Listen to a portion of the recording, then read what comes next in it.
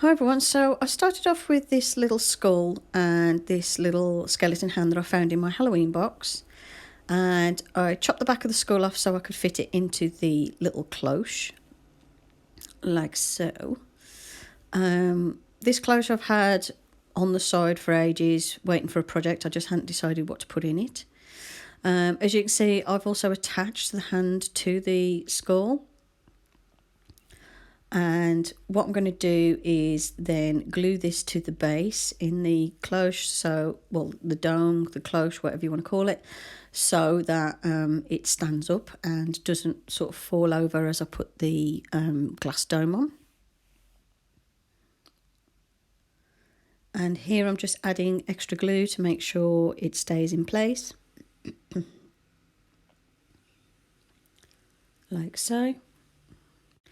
Now, I'm not worrying about the back of the project because it's going to go on a bookshelf that's got a back to it, so you're not going to see what's going on at the back. There is a light at the bottom that lights up. I think it'll give it a bit of a glow when it's the night time, but if it doesn't, it doesn't. It's fine. Here I'm just adding extra hot glue to make sure it stays in position. And obviously I'm going to paint it, obviously, in case you're wondering, because it does look a bit naff at the minute. This was a skull that was used for a previous project, some other Halloween decor thing I've done. This might have been, if you remember, I had the big cloche with the 3 skulls stacked. That might be what this one's from. This might be one of the top skulls. So as you can see, I've glued it in place, and I'm just making sure that it sets in the right position for the dome, and just making sure it's nice and secure. Then the next thing I need to do is paint it. So I'm going to get out my glass chopping board just so I don't get paint all over my desk, and I use this as a paint palette come mat to protect my desk. And I'm just using some black acrylic paint, and I'm going to use that to cover the whole thing, just to bring the colour all one uniform colour. And also, because I'm doing like a metallic effect, it works better over black paint.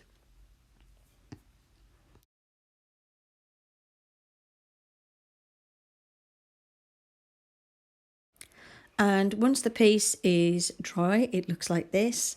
And then I'm going to take this gold gilding wax. It's a metallic luster wax that I got from my local craft store. You've seen me use this stuff before.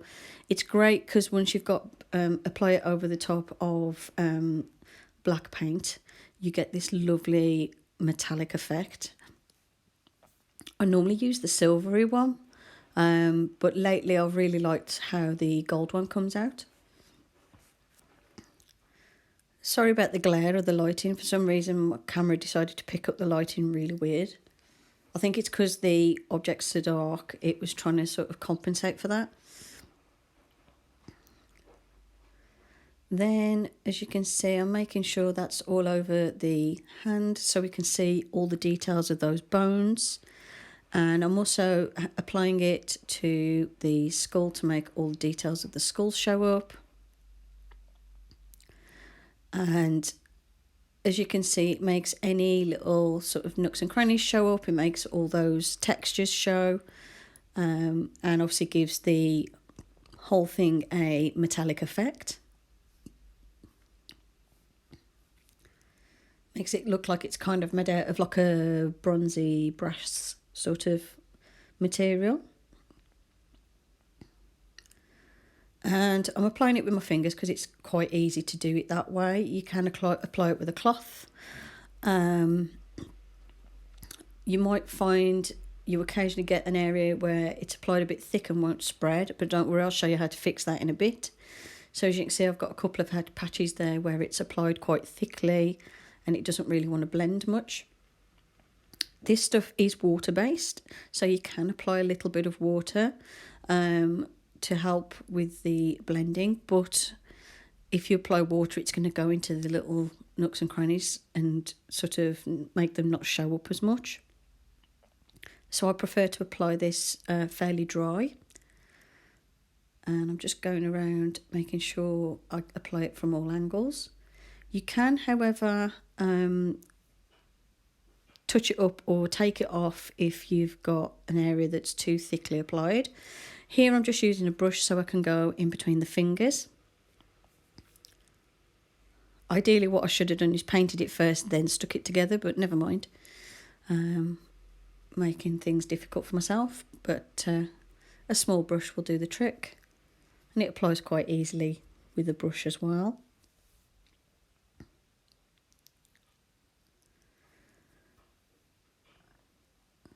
As you can see, and I'm just applying a little bit at a time. And you have to make sure that the black paint is absolutely dry before you do this, otherwise it'll just mix and form a sort of weird sort of grey metallic colour, because obviously it's water based like the acrylic. Well, the acrylic paint's sort of glue based, but you know what I mean, it's all dissolvable by water. Water soluble, that's the word I'm looking for. Now, if you get any areas like I've got a couple there on the forehead where it's applied a bit thick and it looks like a bit like a blob, what you can do is take a damp cloth and just wipe off some of that excess wax. If you don't like it, you can, as you can see, you can just completely remove it if you want to. Here I'm just making it so it's like a more finer layer over everything. It applied a bit heavy in some places, so I'm just removing it. If you rub too hard, you may take a bit of the paint off from underneath, like I did in that one little patch, just because obviously I've rubbed hard enough to actually take the acrylic paint off, and the paint's probably not completely fully cured, if you know what I mean, in that area, like fully dry. I tried to touch it up with a couple of washes, but then I had to get some more paint out so I could touch it up properly. I was hoping there was enough paint left on the brush to just touch it up. Also with this wax stuff, you can apply a watery layer like I'm doing of acrylic paint over the top, just to dull it down a bit if it's come out a bit too bright for what you want. So I'm just applying a bit of a wash of black over the top. It just dulls it down a little bit. I'm just doing that here and there. And then obviously what you can do is, once it's dry, you can obviously apply a bit more gilding wax if you think there's an area that needs to be brightened up. Here I'm just patting it dry with a cotton pad. And then I'm reapplying the wax on the areas where I want them to really show up, which is on the hand.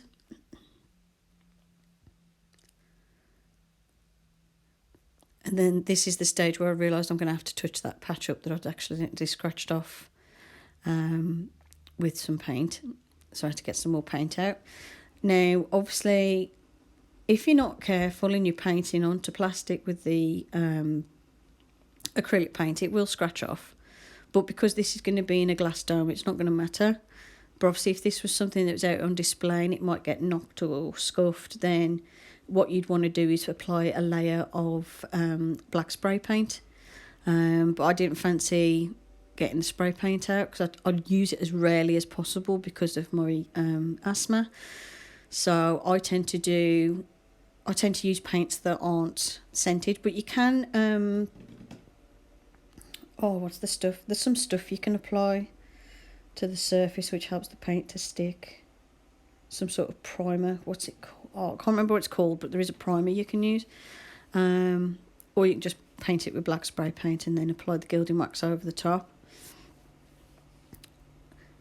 And once it is painted, it looks like this. So see, it looks all metallic now as opposed to plastic. And I painted the inside of the skull as well black, but I did just leave that black, just in case there was any white that would show. Although because the eyes are sealed over at the back, it's not going to show through. And then here I'm just touching up the base because I touched it with my finger after I got some gilding wax on my finger. So I've got a little sort of golden splodge. And then apply the... What I would do is leave it to dry, by the way.